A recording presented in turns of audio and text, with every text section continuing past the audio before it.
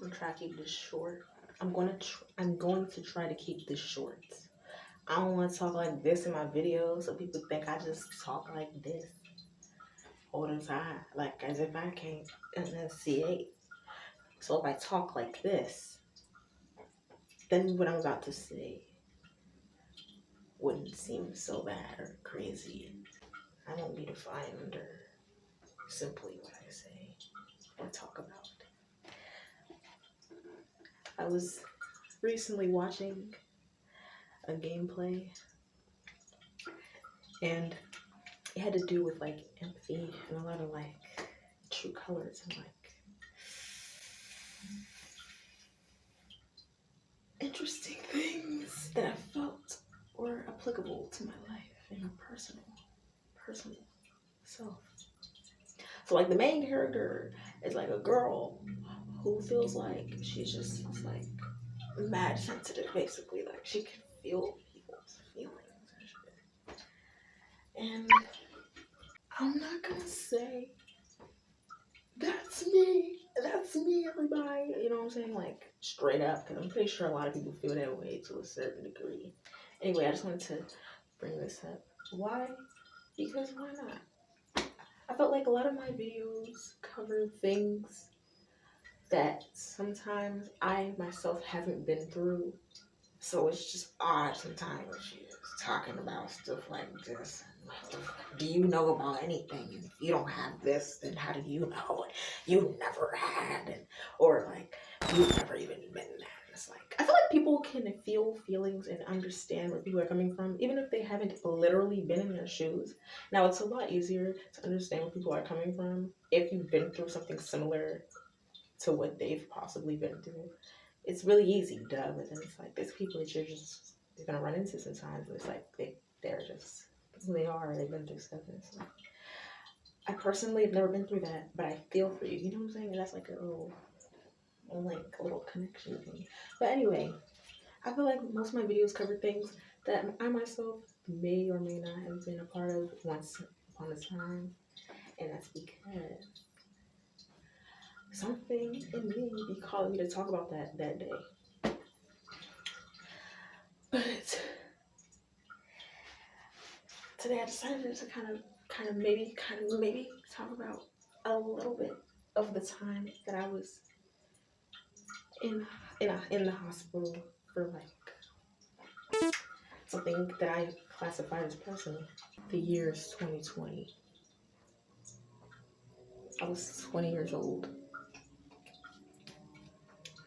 and I don't know how to describe my life. I was really sheltered and awkward and like kind of nerdy, kind of to myself in school a lot. I kind of shared them my whole life. I feel like I kind of said that those, but I grew up with my mom, and then like she was taking care of most things. Um, she was single like pretty much all of my life. Or like I never saw her like dating people or like bringing men around for real. So she kind of did a lot of things by herself, and so naturally, sometimes children of single parents take the brunt of all that stress or extra like responsibility. So, duh, right? Like, I mean, not duh. Like, not every single parent does that, but the kids grow up to feel like they have to like cater to their parents' feelings.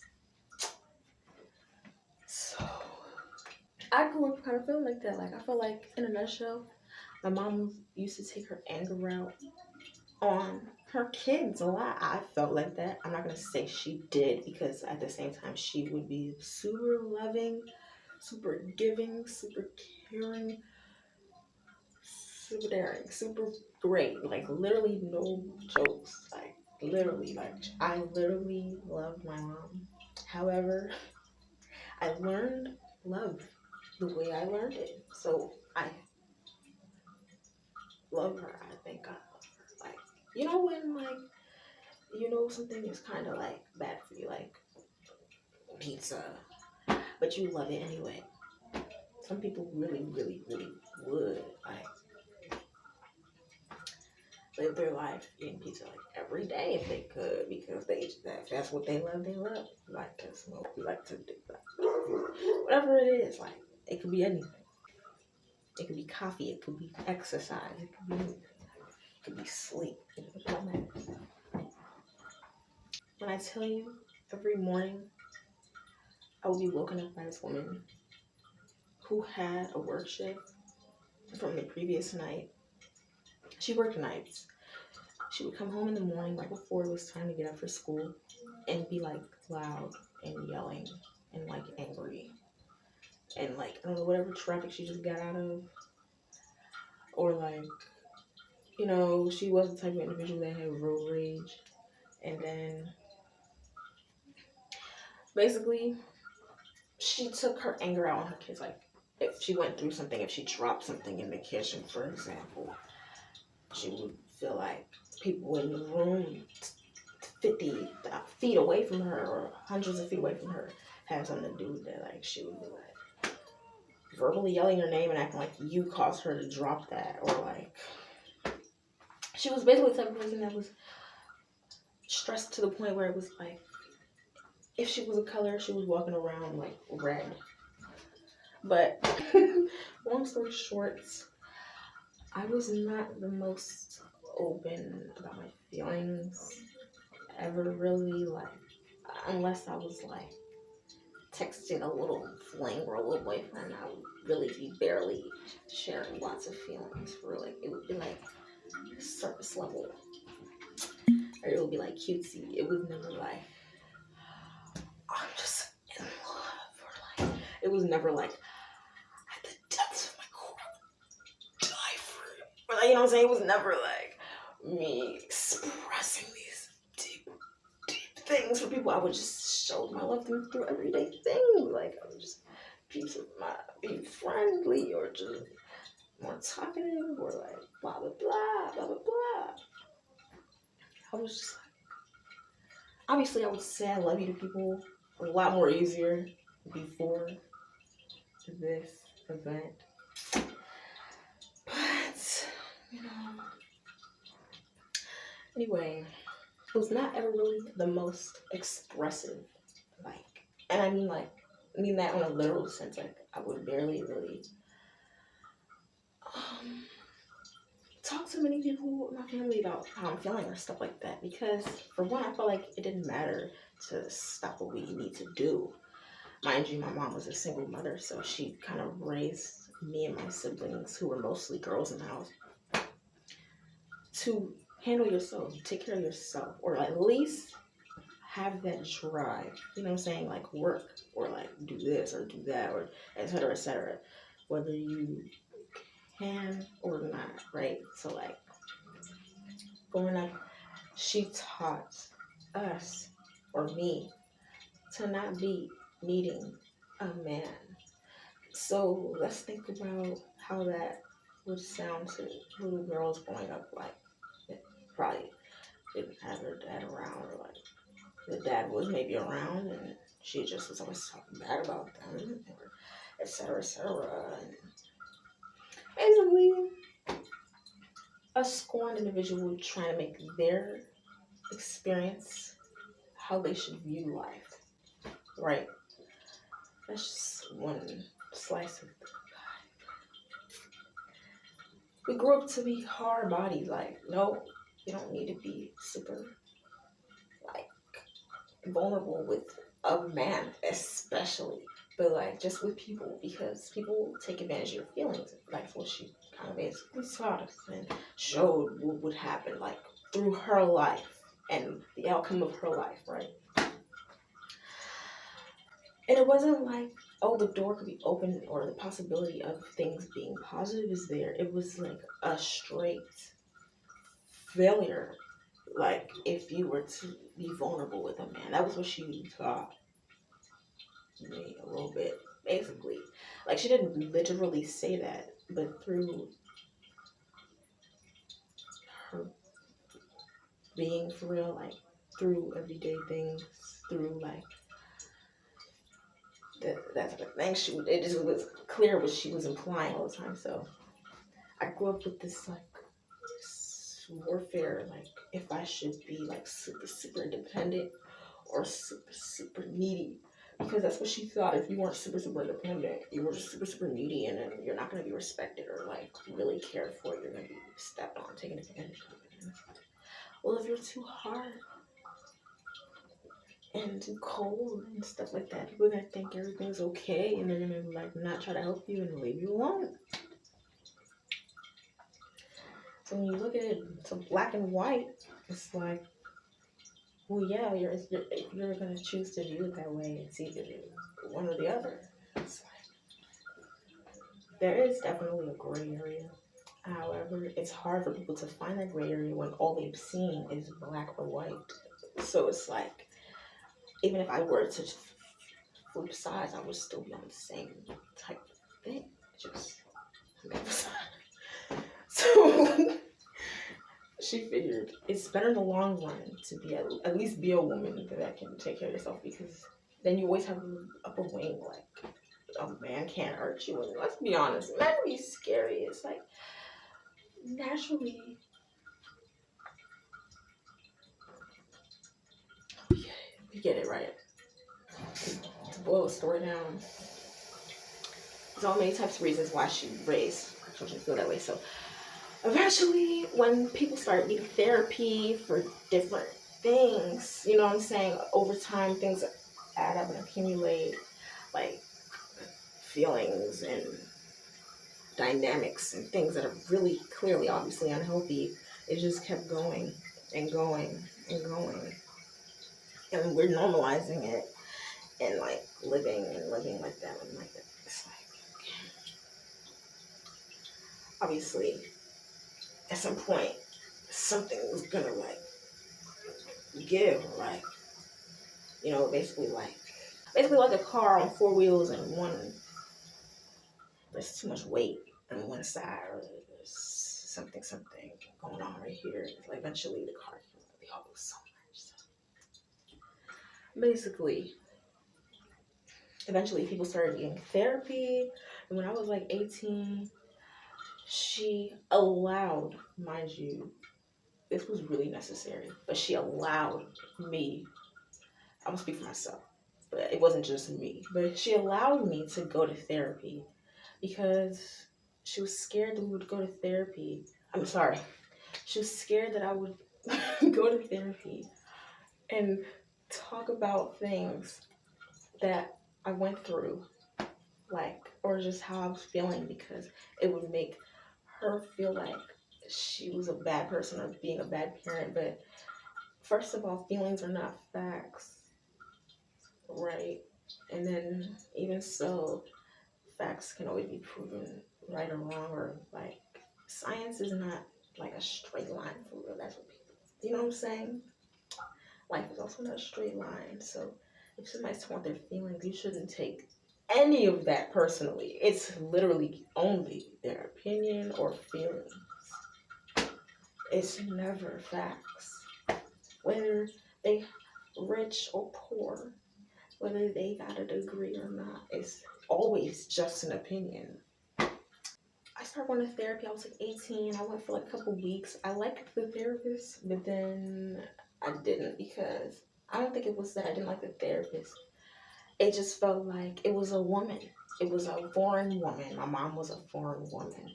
I felt like if I go from feeling like this woman that raised me doesn't want me to talk about my feelings and making me feel guilty for like existing in my feelings, and I'm really keeping this as short as possible, right? I'm feeling guilty for my feelings and stuff. You just stop talking about them. You just stop caring about them. You just start caring about what matters to whoever is in front of you, and making you feel like what you do represents them, and you start living for them, and all types of junk, right? Like, I was literally having a conversation today about how I graduated high school and I felt like I did it for somebody else, and I don't care about my damn diploma. I literally, if I lost it today, I wouldn't care. I would just, I would know I graduated high school, but I was just feel like it didn't have a meaning to me. It didn't have like a real like it wasn't a real achievement to me because I was simply doing it to make her happy because I was probably her first kid that graduated from high school legitimately.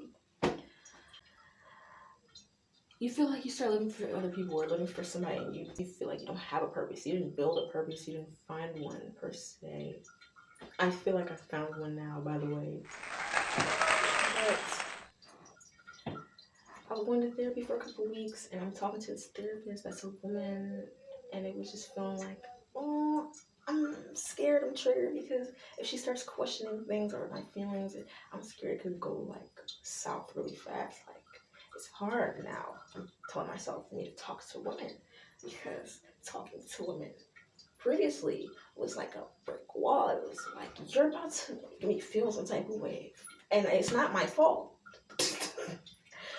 You're about to make me feel like I'm a crybaby or I'm sensitive or I need a pity party or woe is me or all these types of like dehumanizing things, right? It just turns you into like a robot if you just stop caring, right? And what you want doesn't matter really for real. So, cool. And she was just wondering why I wasn't as consistent with her as I should have been. And I was like, telling myself, I was like, okay, it's just hard for me to now look at older women or women and be able to feel like I could talk to them about my feelings or I can be myself even or like I could just like talk to you. I was talking to this therapist. I stopped going after a couple of weeks, and it's because I just felt like I was worried it wasn't going to go anywhere and I wasn't going to feel any better. So I just stopped going to that therapist in particular. And I was 18 at the time. I also felt bad because it looked like my mother was watching me go to therapy and come back home, and it just was like a reminder that it was separate from school, mandatory school or something where she was told that she has to do this, you know what I'm saying, to be a good parent. It was something that would be a sign that something's going wrong or something's not good. By the time I turned 20 and everything,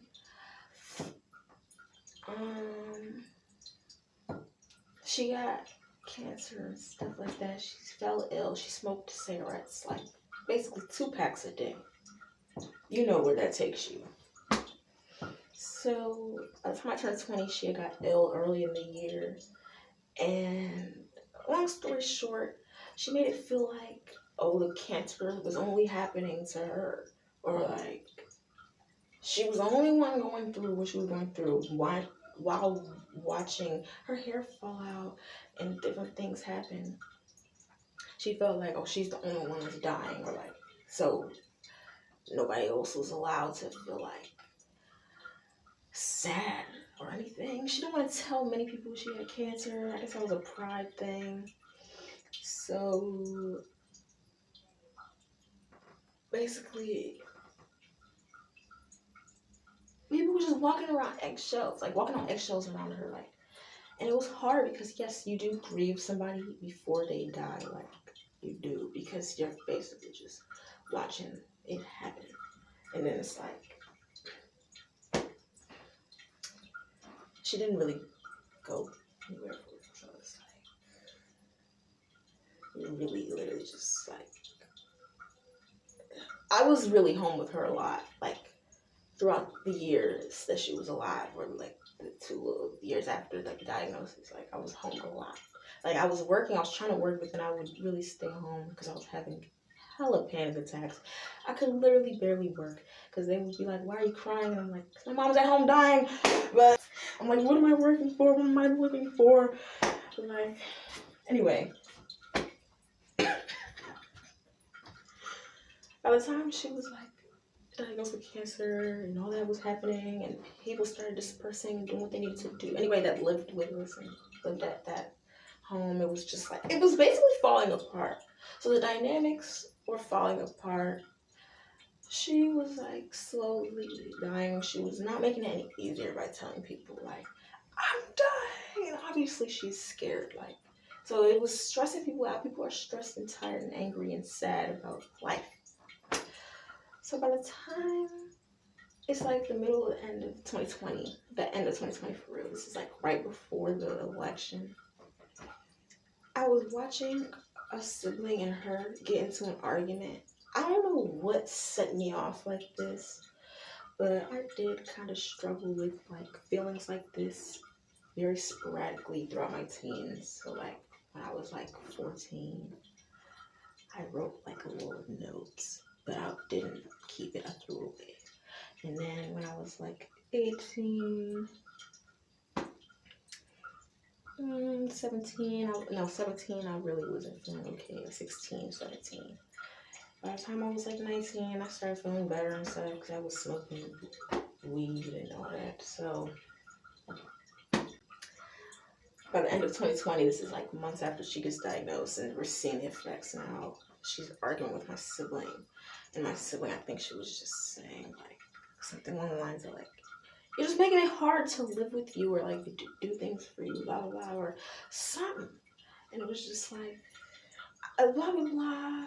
This is like really painful because it's like, blah, blah, blah. And I was just soaking it all in. I was sitting on my little computer at the time, and I was annoyed. I was tired. I didn't want to hear none of that at that moment.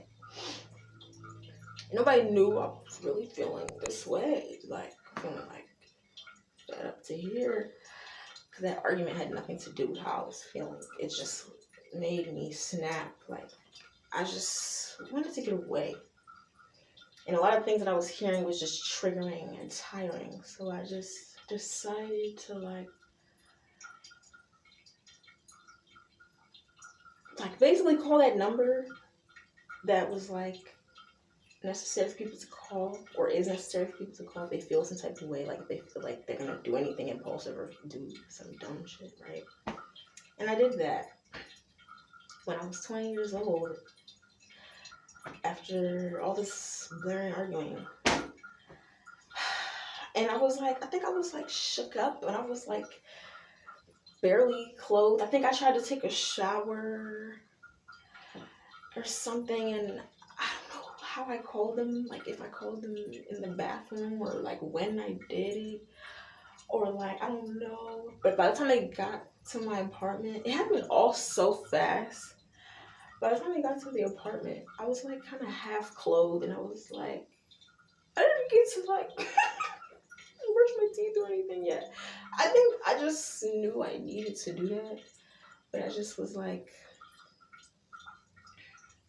I don't know. I don't remember what was happening. I don't remember actually how or when I called them and like what order or anything happened. Anyway, basically, I got admitted into that.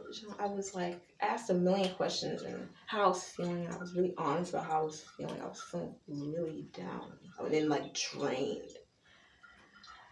And I just remember feeling like, oh, I got here, but I'm glad I'm here.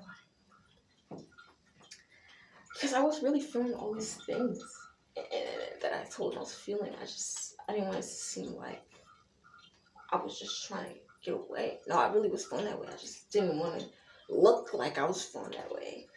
So I went in there with my hair kind of straight and low key. I was like, I was thrown off guard when I called them to go there in the first place, because I never thought I would do that and really like do that. But I figured that would be better to do than whatever else I wanted to do. I don't know what I wanted to do. So I basically was like admitted to like this hospital that was like 40 minutes away. I think the police got to my house and they like took me to like some other building, and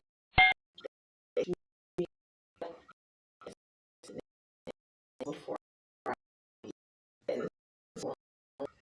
the place was like sections, the whole part of it was some second floor. And then you're allowed to have on this like sweatsuit and socks. And some socks. And then you were not allowed to bring any colored pencils or anything sharp and crazy in the room. I did manage to do that sometimes. And you weren't allowed to like eat in the rooms and stuff like that. But over time, like you started sneaking snacks and stuff like that.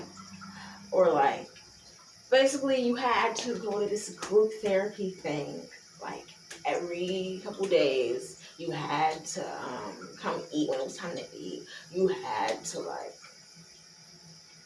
basically talk to a social worker and then the psychiatrist that would try to figure out what's going on, why you feel the way you feel. So at the time, I was diagnosed with like bipolar, or no.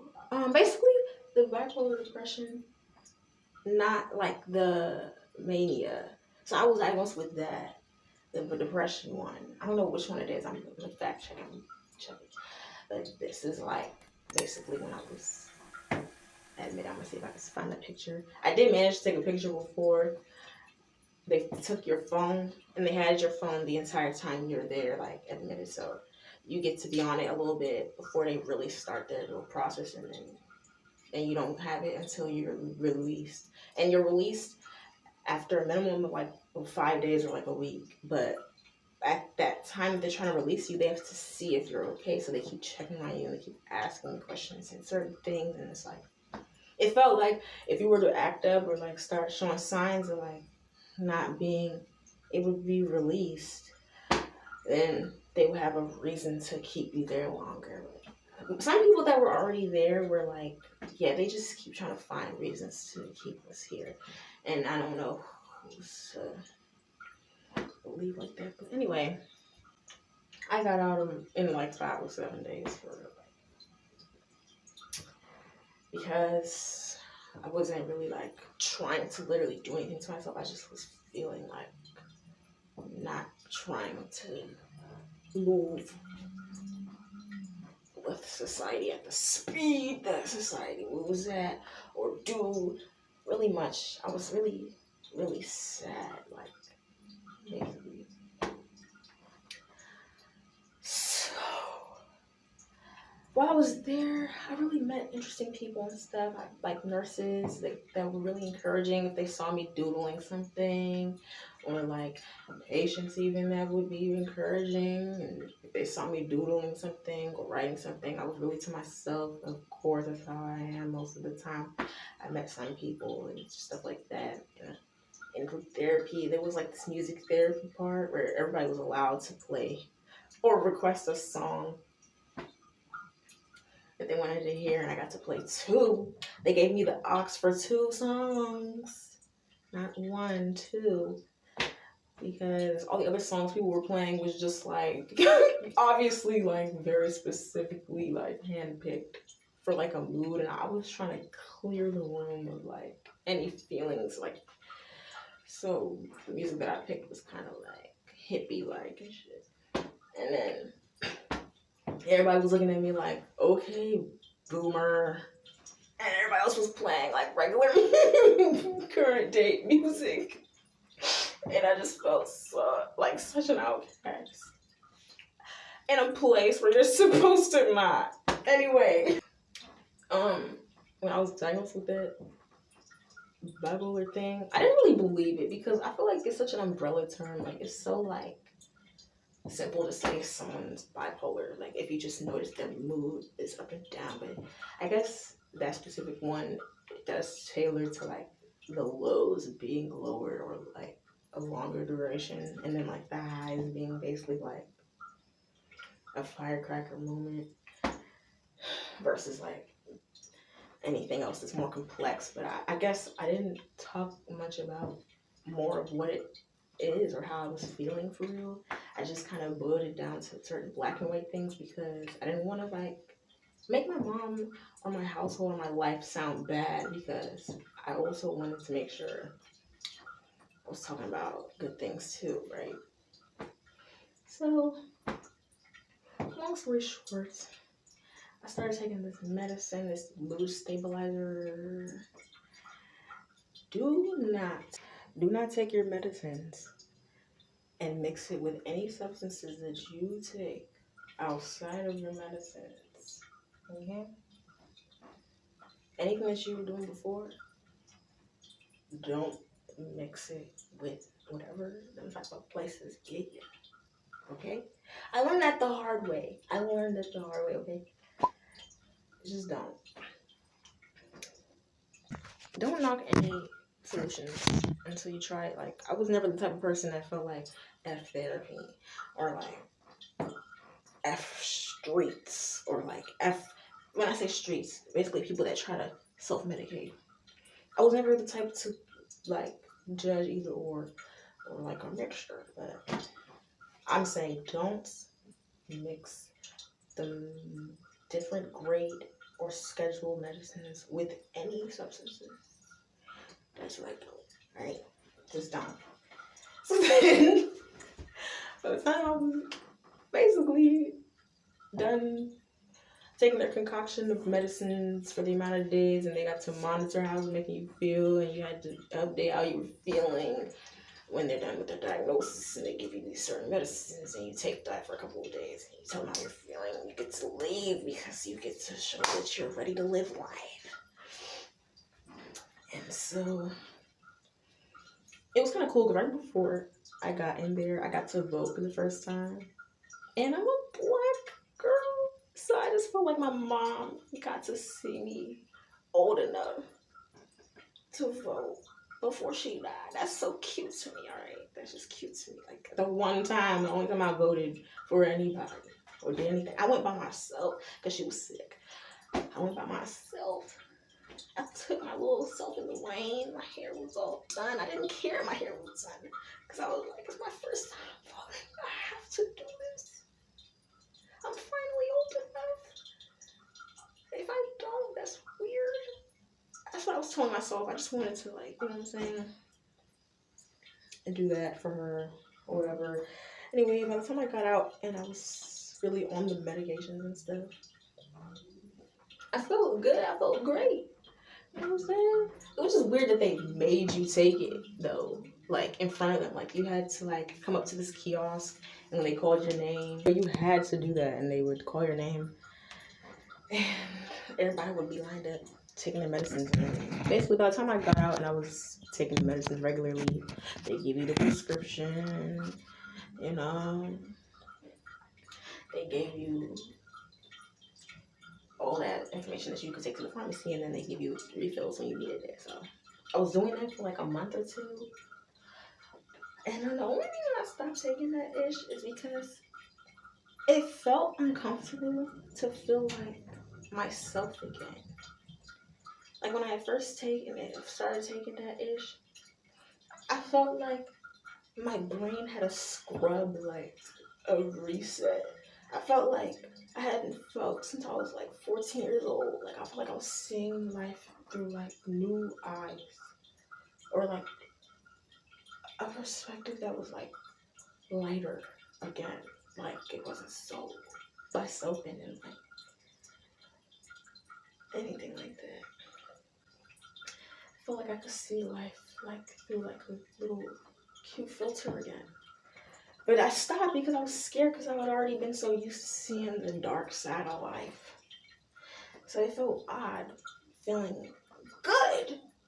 And so when I stopped, I went right back to the shit that I used to do.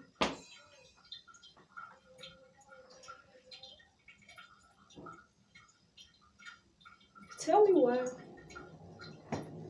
Sometimes I regret having stopped doing that, because I just was scared to feel like myself again. And then it made me question, like, what do I feel like when I do things that I do to like feel better now, or like before, and it was just taking me away from myself. So I could stop feeling negative.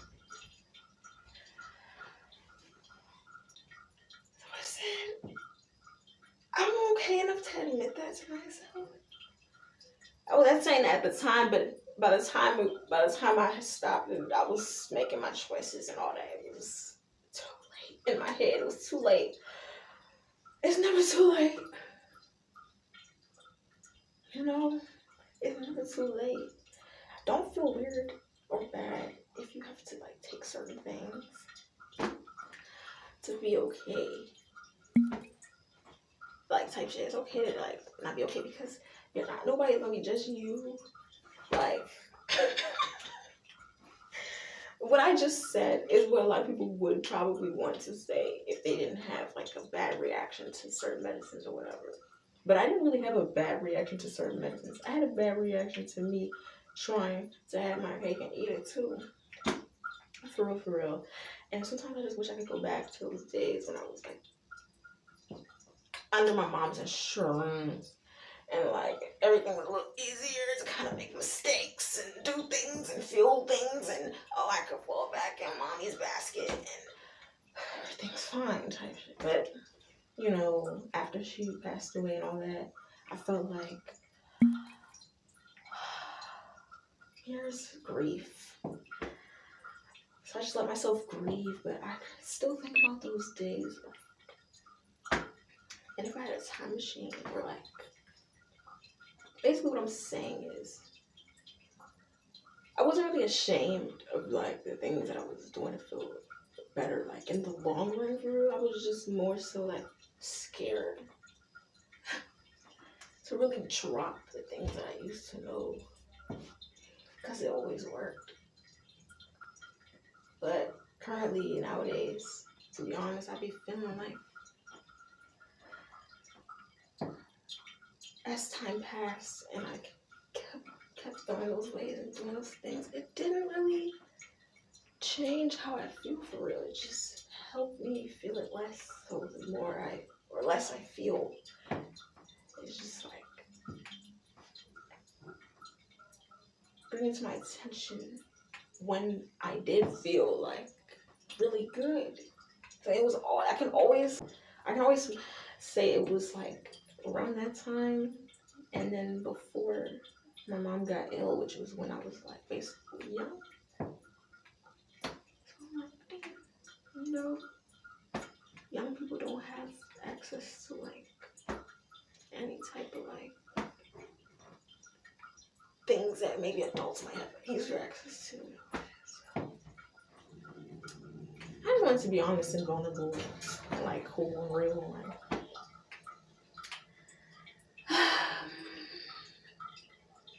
there was somebody in there that wanted to put my art in their movie or something.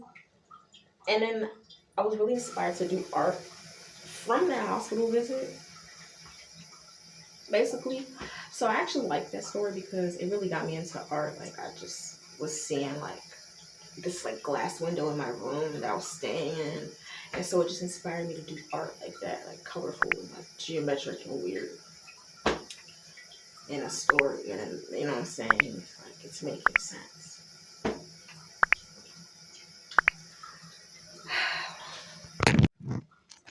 Oh yeah, and I know recently I have been like looking like really bright and like really, really great. And like, by the way, I would never hurt myself. I have the common sense to say that, feel that 100%. Like I know I wouldn't really, at this big age with my mind set up the way it is in my life, it's like how I feel. It's like I would never do that. I can't speak for the past me or future me, but I know right now I feel like, and I know I literally would never harm myself or like go beyond the thoughts or the feelings. Like I would really like say something, do something before that, but I've been looking like really bright and happy lately, and then like really, really deep down, it's just to make up for like feeling very detached from like reality for real. But it's not like I'm like not in reality or here. It's like my mind has been kind of like feeling like stuck in a trigger state, or like the flight or fight response. It's been kind of stuck like that, and I've been literally feeling like I've been keeping it like that because I'd rather hold my walls up sometimes than get some different or serious help. But I try to make light of things. I try to make jokes. I try to be like funny and cool. Like I don't try to be like Moby and stuff. But that's probably like some of the most biggest telltale signs. Basically, check in on your friends that's always laughing, always smiling. Check in.